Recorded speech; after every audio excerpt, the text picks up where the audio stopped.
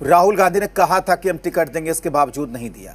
और वो ये भी कह रहे हैं कि राहुल गांधी अगर चाहते तो वो सीट आरजेडी के खाते में नहीं जाती, वो कांग्रेस के खाते में चली आती। पंकज जी। राजेश जी, इसमें देखिए महागठबंधन का बहुत सारे दलों के साथ गठबंधन है, बहुत सारी परेशानियां होती है। जिस तरह से हम लोगों ने बहुत सारी सीटों पे हमने मांगा, वो सीटें नहीं मिली। और मांझी जी जो सीट मांग रहे थे वो सीटें आरजेडी के पास चली गई थी। और चीजों को देखिए, होता क्या, राजनीति में हम लोग अपनी बातें रखते हैं। अब उसमें महागठबंधन का पहले से वो चीजें हैं। राहुल गांधी जी ने बहुत प्रयास किया और उनको लगभग जितनी प्रोग्राम रही हमारे बिहार में, बहुत ही मान सम्मान के साथ, और उनका जो लगाव है खासकर, वो चीजें आप देख सकते हैं। इससे पहले भी उनके साथ गए थे, उनके घर पे गए। तो हर चीज अगर हम चाह रहे हैं मगर नहीं हो पाता है। ये गठबंधन की जो राजनीति है, बिहार में जो राजनीति चल रही है, उसको लेके भी थोड़ी परेशानियां हैं और इस वजह से उनको टिकट नहीं मिला। राहुल गांधी जी चाहते हैं कि उनको मिलता, मगर ये चीजें जो बोल रहे थे, ऐसा नहीं है कि राहुल गांधी जी नहीं चाह रहे थे। राहुल गांधी जी चाह रहे थे, मगर गठबंधन की मजबूरियां थी, उसके वजह से उनको नहीं मिल पाया। और इसमें कोई ऐसा बात नहीं है। राहुल गांधी जी हमेशा, आप देखे होंगे, झारखंड में भी, इवन बिहार में भी चीजों को जितना इंटरेस्ट लेते हैं युवाओं का, देखिए सबसे ज्यादा संख्या हमने कांग्रेस में दिया है। और जितने आप एक दलित हैं बथनाहा से, 25 साल की उम्र का है, वो जहां हमारी जैसे नीति के ऊपर में था कि उसमें गठबंधन में सीटें नहीं आई, इस वजह से हम लोग नहीं दे पाए। इसके लिए हम लोग तो कह ही रहे कि हमारे अनुसार नहीं हो पाया, जो सीटें हम चाह रहे थे नहीं मिल पाया, इस वजह से उनको नहीं मिला।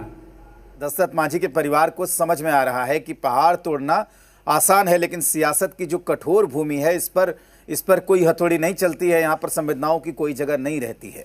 पंकज जी बहुत देर से जवाब देना चाह रहे हैं। पंकज जी रिप्लाई करिए आप। राजेश जी, एक चीज कहना चाह रहे थे कि हमारे बीजेपी के जो प्रवक्ता है, बड़ा विद्वान प्रवक्ता है, बड़ी लंबी चौड़ी कहानी बता रहे थे। तो इनसे पूछिए ना कि आरएसएस में कितने दलित आज तक बनाए इन्होंने, इनके आज तक अध्यक्ष में कितने दलित बने हैं। हमने तो केंद्र में भी दलित बना के रखा है, राष्ट्रीय अध्यक्ष दलित है, बिहार में भी दलित है।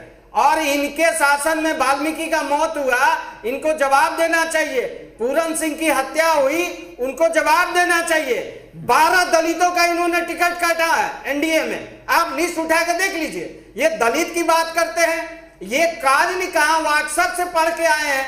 व्हाट्सएप का ज्ञान हमको ना दे, ये व्हाट्सएप का ज्ञान अपने पास रखे। बिहार की जनता नहीं, पूरे हिंदुस्तान की जनता जानती है दलितों के लिए रहनुमा। पंकज जी, व्हाट्सएप में कुछ अच्छी चीजें भी आती है पंकज जी, इनका पूरा इतिहास।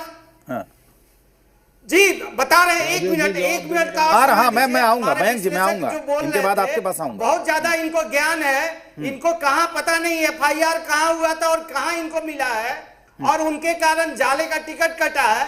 पता नहीं कहाँ से ज्ञान लेके आए हैं, कौन से ज्ञान पे बात कर रहे हैं, और इंटरनल ये बातें कर रहे हैं। तो ये पहले आज बीजेपी में देख लेना, कितना गोली चला, लड़ाई हुआ, अंदर लड़ाई हुआ, बाहर लड़ाई हुआ, कहाँ नहीं हुआ, एनडीए में नहीं हुआ। नीतीश जी सोए हुए थे, अचानक जाग गए, कौन नहीं जान रहा है।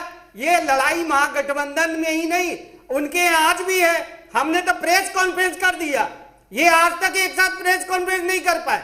ये क्या बोलेंगे, बिहार की जनता को 20 साल से ठग रहे हैं, 11 साल से केंद्र में। बताइए के वो दलित को बनाया इन्होंने, दलितों के नाम पे राजनीति करते हैं, वोट लेने के बाद उनको दलित में श्रेणी में भी नहीं रखते हैं। ये लोग क्या बोलेंगे दलित की बात, क्या बोलेंगे ईबीसी की बात, क्या बोलेंगे ओबीसी के बारे में। ये बुड़बक बनाने का, लोगों को मूर्ख बना के वोट लेने के अलावा कुछ नहीं किया इन्होंने। ये ओबीसी बने हैं इनके अभी प्रधानमंत्री जी, उससे पहले वो जनरल क्लास में थे, और आज बात करते हैं ये दलित और ओबीसी की बात करते हैं। ठीक।